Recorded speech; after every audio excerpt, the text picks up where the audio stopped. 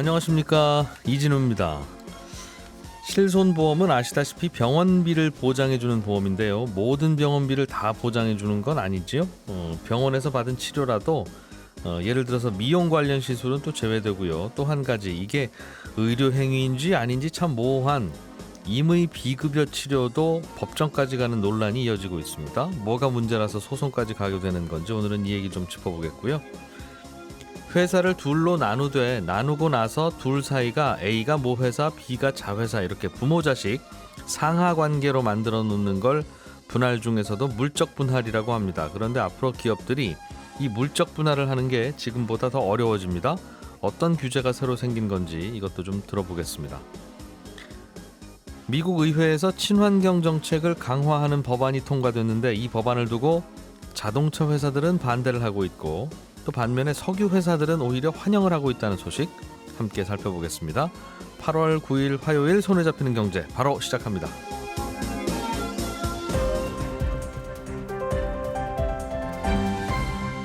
이진우의 손에 잡히는 경제.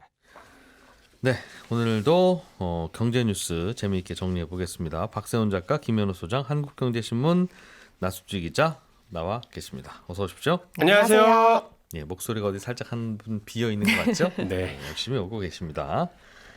박 작가님, 네. 미국 얘기부터 먼저 살짝 들어보죠. 알겠습니다. 어제 미국 상원에서 통과된 법안이 이슈라던데, 네. 어떤 내용이에요, 일단? 일단은 국회에서 법안 통과되는 건 사실 자연스러운 일입니다. 국회의원들이 그거 하라고 우리가 뽑아놓은 거니까요. 예. 근데 사람들이 왜 관심을 갖느냐? 법안 통과로 정부가 사용할 수 있게 된 돈이 무려 560조 원. 굉장히 많죠. 560조 원에 대해서 그렇습니다. 예. 그럼 이 많은 돈을 어디서 충당을 하느냐? 증세로 충당을 하는데 네. 다만 보편 증세가 아니라 부자 증세입니다.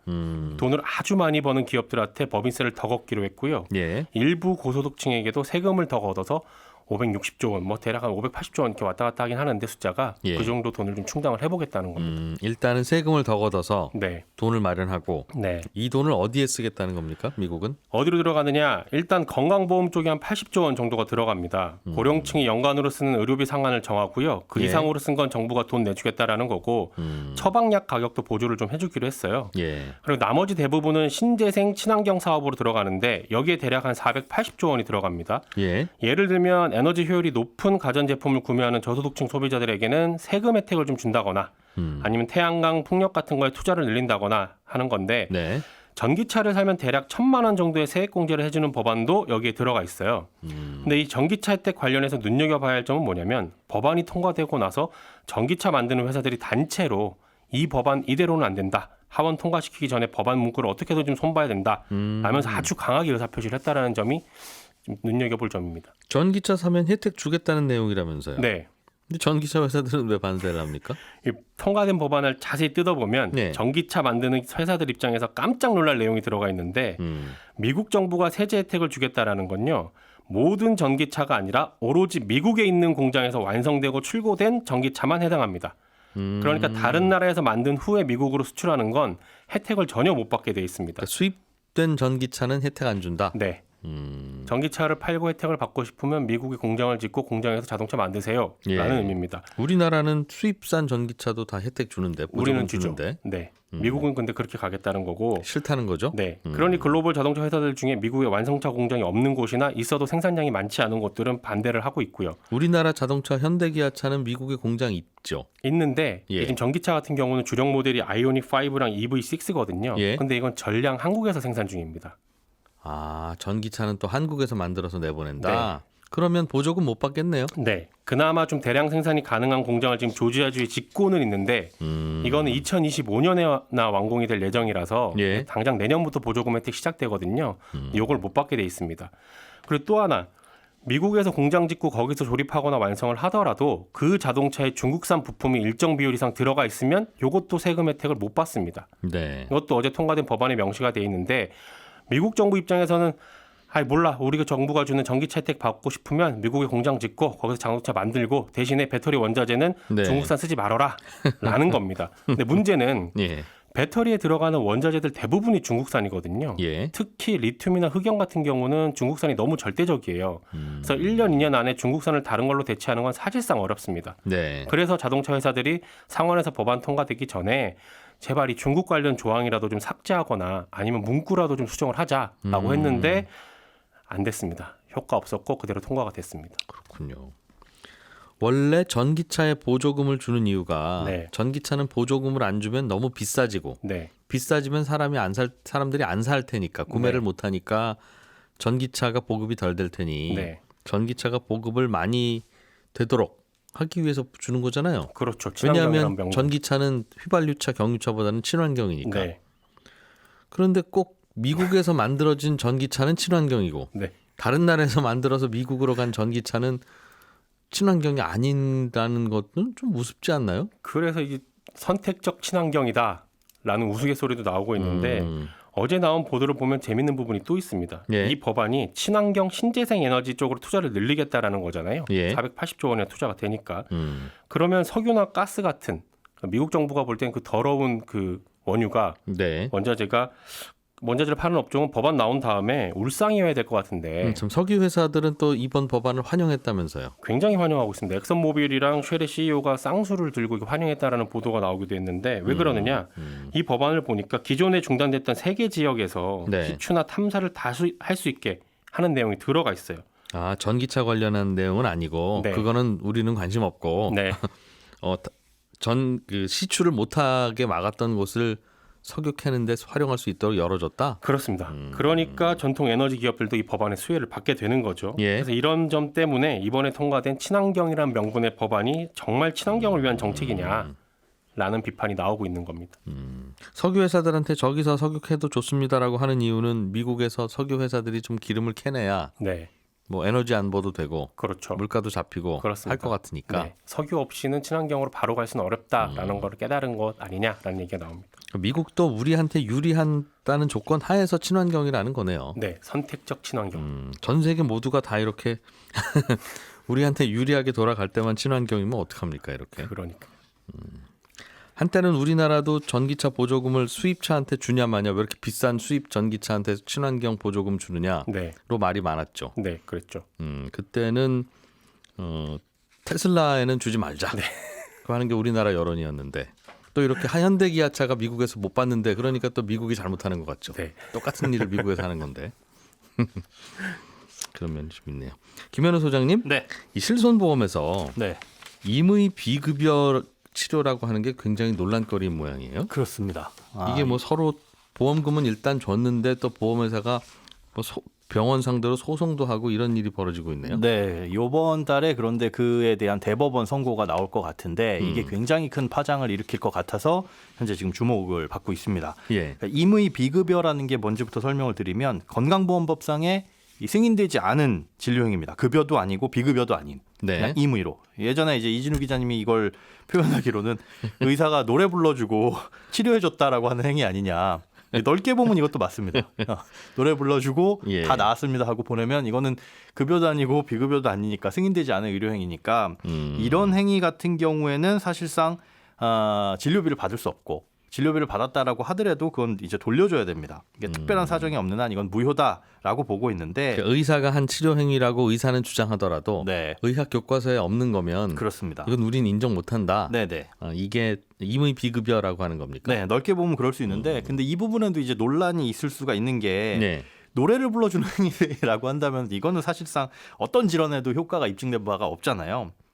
그렇죠. 이거는 그 자체가 의료행위라고 볼 수가 없는데 근데 예를 들어서 두통을 치료하는데 검증된 시술이 있는데 네. 이걸 복통 환자한테 한번 써봤더니 이게 조금 효과가 있는 것 같더라. 네. 그런데 이게 안전성이나 유효성은 검증되진 않았고 아무튼 나는 의사니까 의사의 양심으로 난 이거 하겠다. 네, 해보니까 효과가 있으니까. 효과가 있는데 예. 라고 하는 치료들이 있거든요. 그런데 이런 것들도 사실은 임의 비급여 영역에 포함이 됩니다. 그래서 이런 거 대해서 아예 그냥 시술 자체가 노래처럼 네. 시술 자체가 문제 있는 건 아닌 것들인 경우엔 나중에 유효성이라든가 안전성이 입증되면 그거는 또 비급여 안으로 들어올 수가 있거든요. 그럼 조금 전에 말씀해 주셨던 효과가 나는 있는 것 같은데 아직 네. 입증이 안 되는 건 당연히 비급여고 건강보험에서는 안 해주고. 그렇죠. 그냥 비급여는 또 실손보험에서는 해주는데 맞습니다. 이거는 실손보험조차도 이건 의료행위로 못 보겠다라는 맞습니다. 논란인 거예요. 네, 그게 원래는 다른 시술에서는 유효성이 있는 시술이라고 하더라도 이건 급여도 아니고 비급여도 아니기 때문에 그러니까 실손보험에서 보호를 보상을 해주는 건 요양급여에 대해서 해준다라고 명시가 돼 있으니까 그건 노래 부르는 거나 마찬가지다라고 보는 거죠. 실손보험사 입장에서는. 그런데 최근 이슈가 되고 있는 것 중에 크게 두 가지가 있는데 네.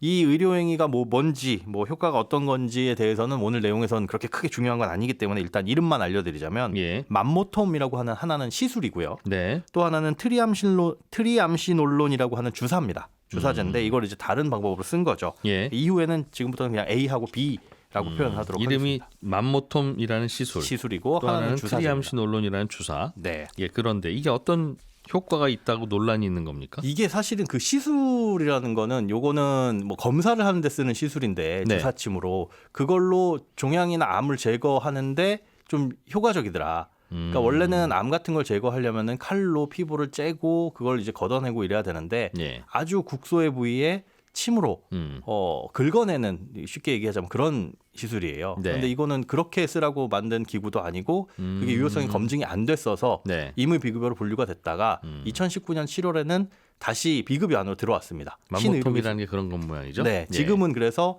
비급여로 아, 네, 인정을 받은 건강보험에서까지 혜택을 주기는 그렇지만 네네. 의사가 이런 시술을 했으면 이거는 의료행위로 인정한다. 네, 그렇습니다. 그래서 실손보험금 줘라. 네.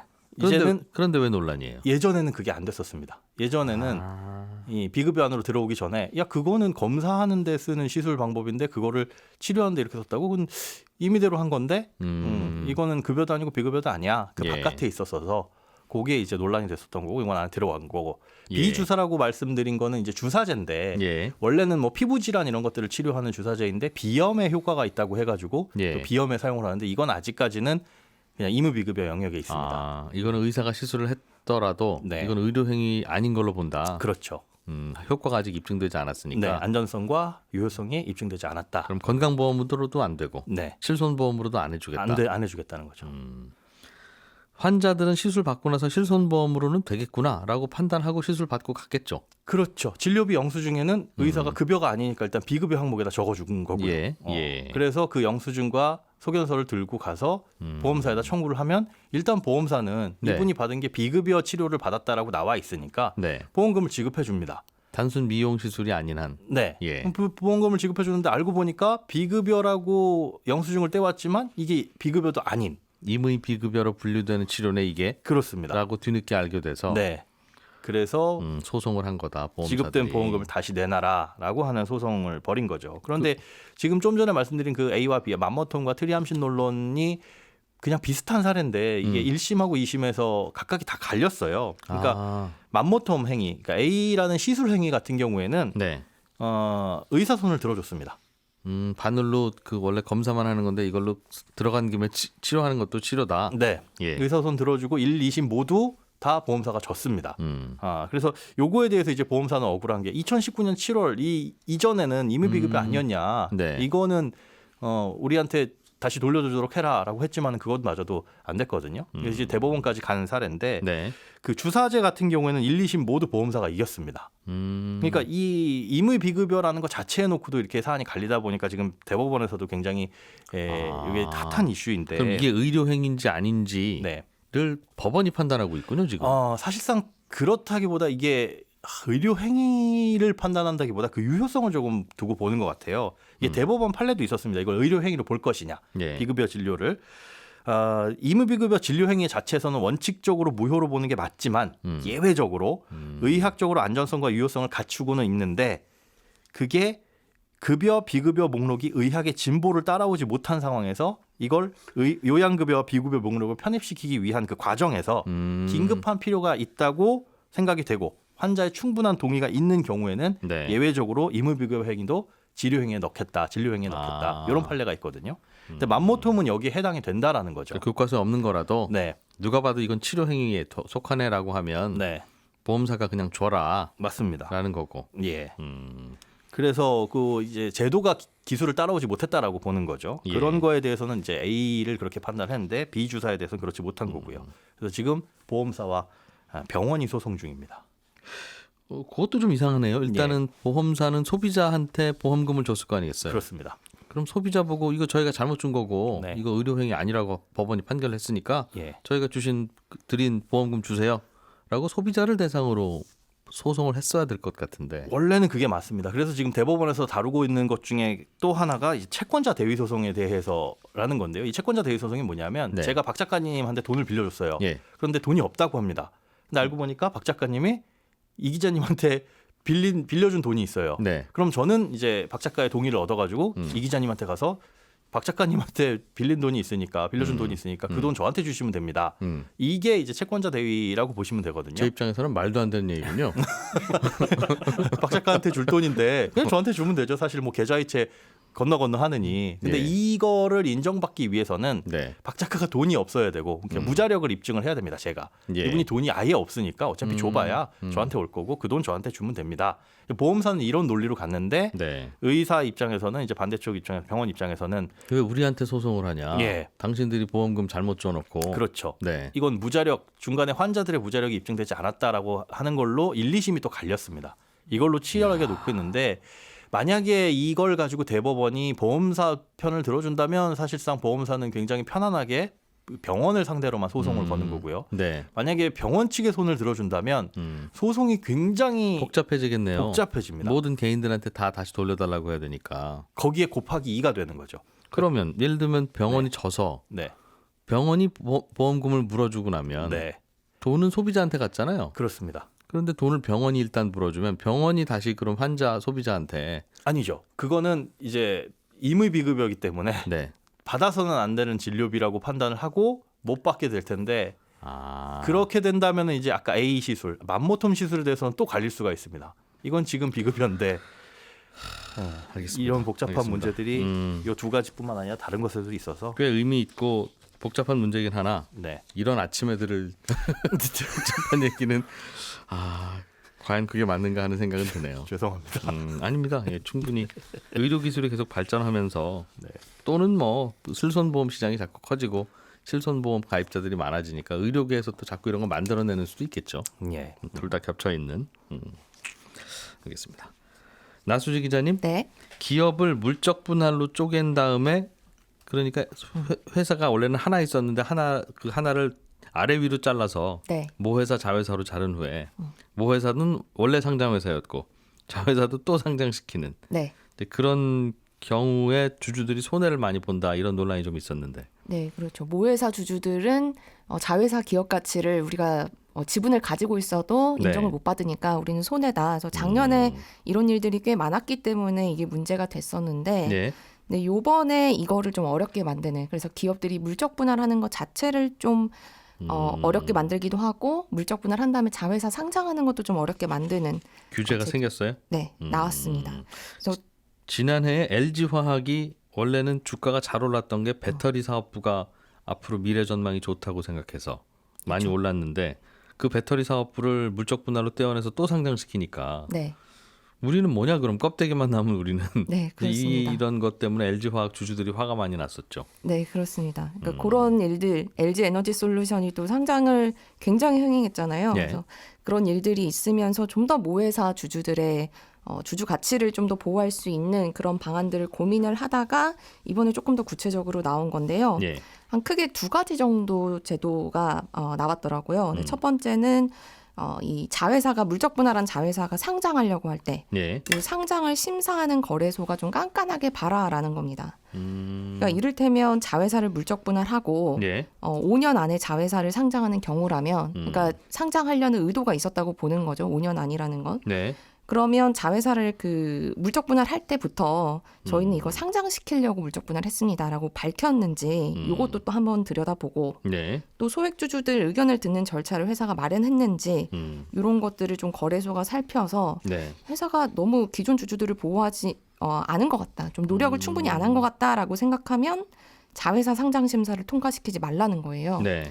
근데 요거는 딱 잘라서 정해진 기준이 있는 게 아니라 약간 거래소의 주관이 개입될 여지가 많아서 네. 실제 그 시기에 따라서 혹은 사건의 그 개별 기업에 따라서 여론에 얼마나 따라서 달라진다는 거네요, 그렇죠? 그럴 수도 있습니다. 작년처럼 이렇게 많은 분들이 막 반대하고 신문에도 많이 나고 하면 LG 에너지 솔루션은 상장 안 되는 거고 상장 심사장에서 네. 또 조용히 넘어가면 그냥 되는 걸 수도 있다. 네, 그래서 그런 점 때문에 약간의 논란에 실제 제도가 시행되면 약간의 논란의 여지가 있을 수 있겠다라는 생각이 드는 부분이고요. 근데 이런 거는 LG 에너지 솔루션이 나스닥에 상장해 버렸으면 못 막는 거죠. 그렇죠. 나스닥의 상장 심사를 우리나라 법이 해라 마라 어떻게 해라 할 수 있는 게 아니니까. 그렇습니다. 네, 그래서 두 번째 방법은 아예 물적 분할할 때부터요. 네. 물적 분할을 반대하는 주주들한테 나는 물적 분할 회사의 결정에 반대하니까 반대하는 내 주식을 회사가 사가세요라고 요구할 수 있는 주식 매수 청구권을 주는 겁니다. 이건 자본시장법 시행령만 개정하면 되는 사항인데 지금까지는 이런 게 없었나 봐요. 네, 이 주식 매수 청구권이라는 거는 있었지만 이거는 뭐 회사가 합병을 한다든지 네. 아니면 중요한 사업을 넘긴다든지 할 때는 있었는데 이 물적 분할할 때는 대상이 아니었습니다. 근데 주주들 입장에서는 세상에 이것보다 중요한 게 어디냐. 네. 알짜 회사가 떨어져 나가는데. 그렇습니다. 당연히 주식 매수 청구권 줘야지. 네. 라는 여론에 따라서 그래 드리겠습니다 했다는 거죠 이제. 네, 그렇게 됩니다. 근데 이렇게 주식 매수 청구권이라는 게 물적 분할이 생기면 기업들이 물적 분할을 할 때 큰 돈이 들어갈 수도 있게 됩니다. 그렇겠죠. 반대하는 주주들 주식을 돈으로 다 사줘야 되니까. 네, 다 사줘야 되니까요. 그리고 기존 주주가 아니더라도 주식 매수 청구권보다 지금 주가가 떨어져 있네? 네. 그러면 시장에서 주식을 사서 다음 달에 더 비싸게 회사한테 사달라고 해야겠다. 뭐 이런 식으로 새로운 주주들이 유입돼서 이거를 회사한테 사달라고 하는 이런 일들이 있어서 네. 만약에 예상보다 회사가 많은 돈을 써야 되면 물적 분할 자체를 포기할 수 있게 되고요. 근데 좀 이것도 디테일한 건 아직 안 정해진 부분이 네. 이 주식 매수 청구권을 그러면 회사가 얼마의 주식을 사주겠다고 할 것이냐라는 부분이 아직 남아 있습니다. 네. 그러니까 법상으로는 지금 주식 매수 청구권 가격은 일단 회사랑 주주가 협의해서 결정을 하고 네. 안 되면 그 결정 직전 60일 동안 주가를 살펴서 가격을 정해라. 네. 그러니까 결국은 최근 주가가 주식 매수 청구권 가격에 반영될 수밖에 없는 구조인데요. 근데 이렇게 하면 일각에서는 가격을 정하는 것도 이거는 좀 소액주주 보호하기엔 미흡한 것 같다. 그렇게요. 물적 네. 분할하기 한 60일 전부터 회사에서 막 악재 발표하고 그렇습니다. 대표이사님 뒷목 잡고 쓰러지고 막 이러면 그럴 수 있습니다. 그리고 주가를 일부러 떨어뜨릴 수 있으니까. 예, 주가가 안 좋을 때 또 물적 분할을 발표하면 또 그것도 그렇게 될 수도 있는 거고요. 그래서 예. 이런저런 정책 논의에도 불구하고 어쨌든 또 물적 분할을 틀어 막아도 회사 입장에서는 물적 분할과 비슷한 예를 들어서 회사를 만들어 놓고 거기다가 사업을 넘긴다든지 예. 뭐 이런 방식을 얼마든지 개발해낼 수 있는 부분이 있어서 좀 뻔한 말이지만 우리 소액 투자자들이 좀 계속 권리를 그럴 거예요. 주장하고 애초부터 그럼 자회사를 세워놓고 네. 키우면 되는 거 아니냐. 물적 분할 안 하고. 그렇더라도 모 회사 주가에는 저 똘똘한 자회사가 있으니까 저 주식 사야 되겠구나 라고 해서 사다가 그 자회사도 또 상장시켜버리면 똑같은 상황이 그렇죠. 되는 거잖아요. 그렇습니다. 지금은 원래는 한 회사였는데 왜 아래 위로 떼어서 또 상장합니까? 한데 이걸 못하게 막으면 애초부터 그럼 같은 회사는 아니고 100% 자회사로 만들어 놨다가 그렇죠. 열심히 키우다가 이번에 이제 작년 같은 경우에 LG화학 같은 경우에는 배터리 사업부가 회사 안에 있었는데 그러지 말고 이걸 못하게 한다면 LG화학의 자회사로 배터리 사업부를 신생 회사로 먼저 예전에 몇 년 전부터 만들어 놓고 그렇죠. 똑같이 키우다가 상장시키면 그거는 못 막는 거잖아요. 그렇습니다. 그러니까 물적 분할이라는 이야기만 안 들어갔다 뿐이지 똑같은 효과니까. 예, 다른 방법은 얼마든지 많습니다. 참 큰일입니다. 주주들은 걱정할 텐데 이것 때문에. 예, 저는 11시 5분에 손경제 플러스에서 또 한번 인사드리겠습니다. 이진우였습니다. 고맙습니다.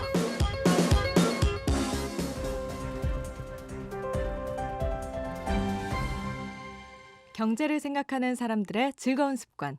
이진우의 손에 잡히는 경제.